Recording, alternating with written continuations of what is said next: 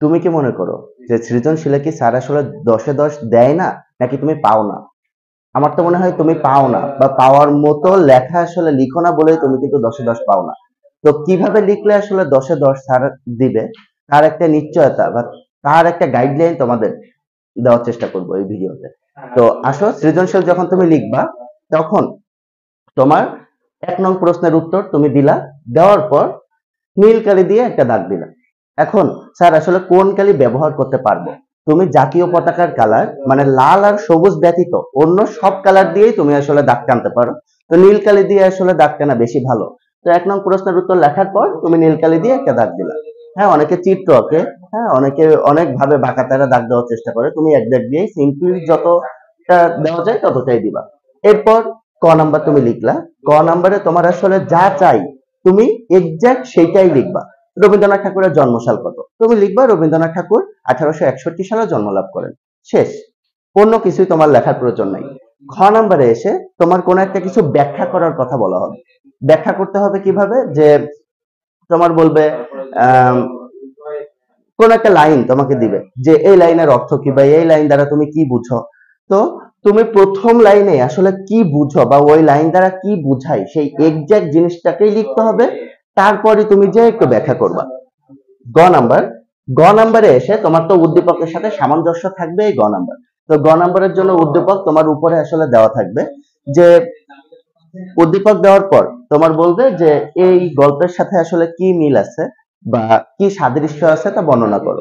তখন তোমার করতে হবে যে, মনে করো নিম গাছ গল্পেরই কথা বলা হলো, যে নিম গাছ গল্পের সাথে কি মিল আছে। তোমরা 9-10-এ নিম গাছ গল্পটা আসলে পড়ছো, বলাইচাঁদ মুখোপাধ্যায়ের রচিত একটা গল্প।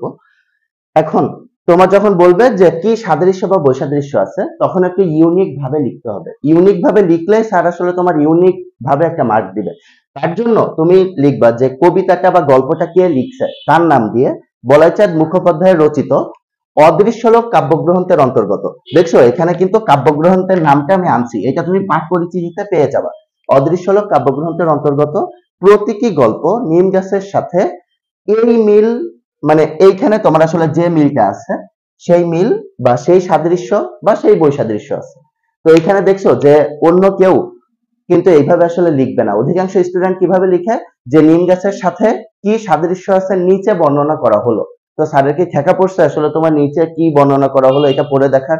স্যার কিন্তু দেখবে না। তো ওইখানে তোমার মার্কসটা কমে যাবে। তো তোমার আসলে প্রথম লাইনে লিখতে হবে গল্পটাই কি মূল জিনিসটা বলতে চাইছে, আর আমাদের কোন কবির লেখা, তার জন্মসাল যদি তুমি এখানে ব্র্যাকেটে লিখে দিতে পারো, কোন কাব্যগ্রন্থ থেকে রচিত, তখনই স্যার বুঝবে যে আসলে খাতাটা ইউনিক আর তুমি অনেক কিছু জানো। তো প্রথম 2টা লাইন পড়ার পর স্যার কিন্তু আর অন্য কোনো কিছুই দেখবে না। ঘ নাম্বারটাও ঠিক একই ভাবে মূল কথাটা আসলে লিখতে হবে। ক নাম্বারটা একটা প্যারায় শেষ করবা, খ নাম্বার 2টা প্যারা দিবা, গ নাম্বারটা 3টা প্যারা দিবা। প্রথম প্যারাটা আসলে এরকম একটু ছোট হবে, 1-2 লাইনের, এর পরেরটা একটু বড় হবে। তারপর এখন স্যার কত পেজ লিখবো, তো তুমি গ নাম্বার 1.5 পেজ লিখলেই হয়, ঠিক আছে, বা 2 পেজে যদি যাইতে পারো। ঘ নাম্বারও 1.5 পেজ বা 2 পেজ এমন আকারে লিখতে হবে।